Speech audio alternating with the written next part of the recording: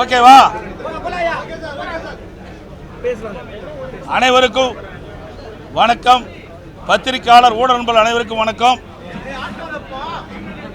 சட்டப்பேரவை விதி எண் 55 கீழ் கவன ஈர்ப்பு ஒன்று அனைத்து இந்திய அண்ணா திராவிட முன்னேற்ற கழகத்தினுடைய சட்டமன்ற உறுப்பினர்கள், நானும் மரியாதைக்குரிய அண்ணன் OS மணியன் அவர்கள், மரியாதைக்குரிய அக்ரி கிருஷ்ணமூர்த்தி அவர்கள் மற்றும் பல சட்டமன்ற உறுப்பினர்கள் அரசனுடைய கவனத்தை ஈர்க்க வேண்டும் என்ற அடிப்படையிலே சட்டமன்ற பேரவை விதி 55 கீழ் கவன ஈர்ப்பு கொடுத்து 5 நாட்கள் ஆகின்றன. 5 நாட்களாக இந்த கவன ஈர்ப்பை எடுக்கப்படவில்லை. இந்த கவன ஈர்ப்பு மிக முக்கியமான கவன ஈர்ப்பு. 12/8/2022 மயிலாடுதுறை மாவட்டம் திருமுல்லை வாசல் ஊராட்சி தொடுவாய் கிராமத்தைச் சேர்ந்த நம்ம தமிழ்நாட்டைச் சேர்ந்த மீனவர்கள் 4 பேர் சவிதியிலே தங்கி மீன்பிடி தொழில் ஈடுபட்டிருந்தார்கள். இவர்களை ஈரானி கடற்கொள்ளையர்கள் தாக்குதல் நடத்தியுள்ளார்கள். இதில் மாவீரன் வயது 38 துப்பாக்கியால் நெற்றில் சுடப்பட்டதால் அப்பொழுதே அவர் இறந்துவிட்டார். மற்றும் பால்ராஜ் தகப்பன் பெயர் சாமித்துறை திருமுல்லை வாயல், 2வது சங்கர் தகப்பன் பெயர் கோவிந்தசாமி திருமுல்லை வாயல், 3வது மணிகண்டன் கடலூர் ஆகியோர் படுகாயத்துடன் சவுதி மருத்துவமனையில் சிகிச்சை பெற்று வருகிறார்கள். இறந்தவர் உடலை தமிழ்நாட்டிற்கு கொண்டு வரவும் காயப்பட்டவர்களை மீட்டு அவர்களுக்கு உரிய சிகிச்சை அளித்து குடும்பத்திற்கு தகுந்த வாழ்வாதார உதவி வழங்கும் அரசனுடைய கவனத்திற்கு கொண்டு வருவது தான் இந்த கவன ஈர்ப்பு தீர்மானத்தை கொடுத்தோம். இந்த அரசாங்கம் தமிழர்களை காப்போம் என்று வாய் அளவில் பேசுகிறாங்க.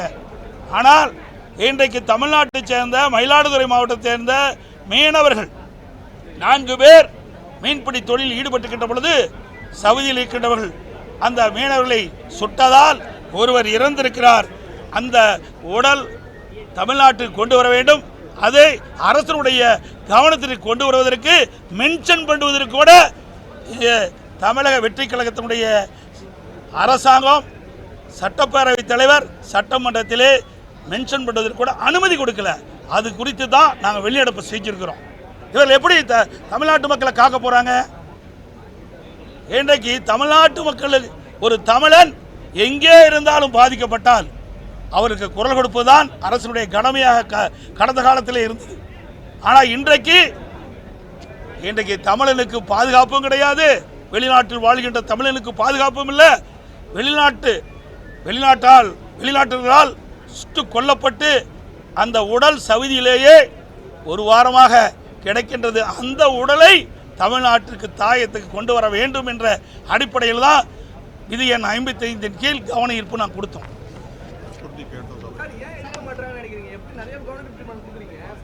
சார், இது மற்ற தீர்மானம் வேற, இந்த தீர்மானம் வேற. இது அவருடைய உயிர் இன்றைக்கு வெளியிடப்பட்டிருக்கிறார். மயிலாடுதுறை மாவட்டத்தைச் சேர்ந்த திருமுல்லை வாயில் பகுதியைச் சேர்ந்த ஒரு மீனவர், 4 மீனவர் மீன்பிடித்துட்டு இருக்கிறாங்க. அதில் சுடப்படுறார். அதில் ஒருவர் இறந்து விட்டார். அந்த உடல் அங்கேயே இருக்கின்றது. அந்த உடலை மீட்டு தமிழகத்துக்கு கொண்டு வர வேணும். இதுதான் கோரிக்கை. இதில் என்ன இருக்குது?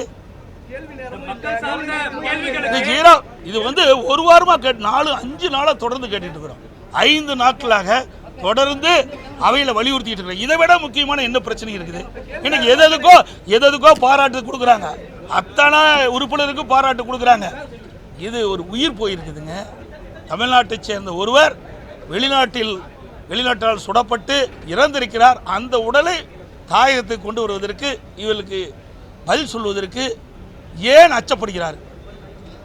இதை கூட இவர்கள் கவனத்தில் எடுத்துக்கொள்ள வேண்டால் இந்த அரசாங்கம் எப்படி செயல்படும் என்பது மக்கள் உணர வேண்டும்.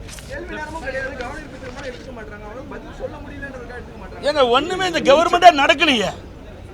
எல்லாம் ரீல்ஸ் மாதிரி தான்.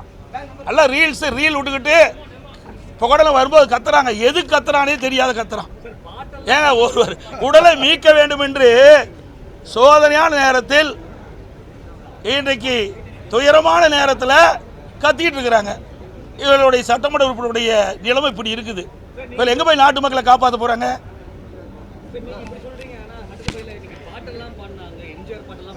ஆமா, அதாவது உயிர் போனதை பற்றி கவலை இல்லை, பாட்டு பாடுறது தான் முக்கியம். ஏங்க, ஒரு உயிர் போய்விட்டது. தமிழ்நாட்டை சேர்ந்த வேதனையாக இருக்குதுங்க. குறிப்பாக ரொம்ப ரொம்ப வேதனைப்படும். இதுக்கு முந்தி 38 வயசு அந்த குடும்பத்தில் இருக்க உறவினர்லாம் எப்படி வந்து வேதனைப்பட்டு கொண்டு இருப்பாங்க. அந்த வேதனை கூட புரியாமல் ஒரு அரசாங்கம், அதான் ரீல்ஸ் விடுற அரசாங்கம் தான் நடந்துக்கிட்டு இருக்குது. அதே போல் பார்த்தீங்கன்னா இந்த கர்நாடகத்தில் நம்முடைய எல்லைக்கு 2 எல்லைக்கு இருக்கிற பகுதியில் பூர்வீகமாக தமிழர்கள் அவர்கள் அங்கே கர்நாடகத்தில் வசிச்சுட்டு வராங்க.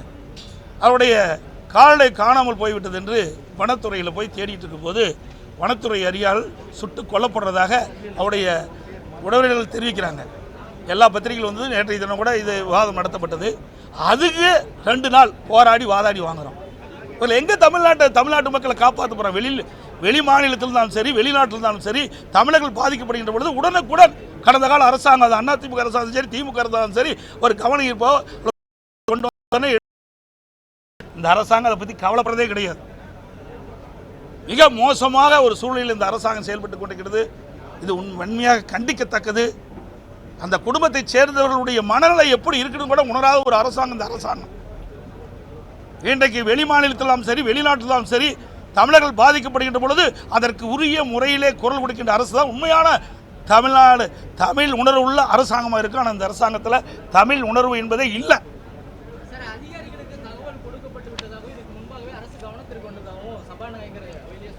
ஏன் இதை சொல்ல வேண்டியதான பதில் இல்லை? இதில் என்ன கஷ்டம் இருக்குது? நாங்கள் மென்ஷன் தாங்க பண்ணுறோங்கிறோம். ஏங்க 5 நாட்களாக தொடர்ந்து நாங்கள் வந்து இந்த அவையில் மென்ஷன் பண்ணுறோம். இந்த அரசாங்கம் உரிய நடவடிக்கை எடுக்க வேணும்.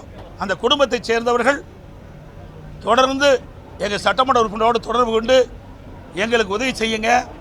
சவுதியில் இருக்கின்ற அந்த மீனவருடைய உடலை மயிலாடுதுறை திருமலை வாயிலுக்கு கொண்டு வர வேண்டும். அங்கே என்ன நடக்குன்னு எங்களுக்கு தெரியல.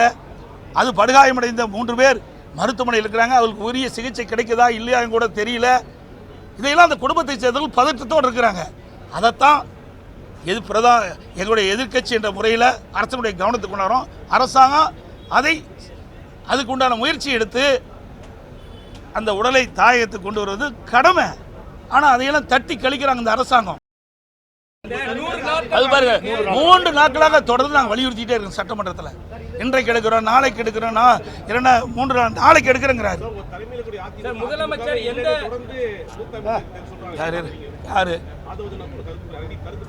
யார் அவரா? அந்த கட்சி இருக்குதா இல்லையான்னு பார்க்கலாம். கொஞ்சம் நாள் கழிச்சு முதல்ல அந்த கட்சி துவங்கி 3 வருஷம் தான் ஆகுது.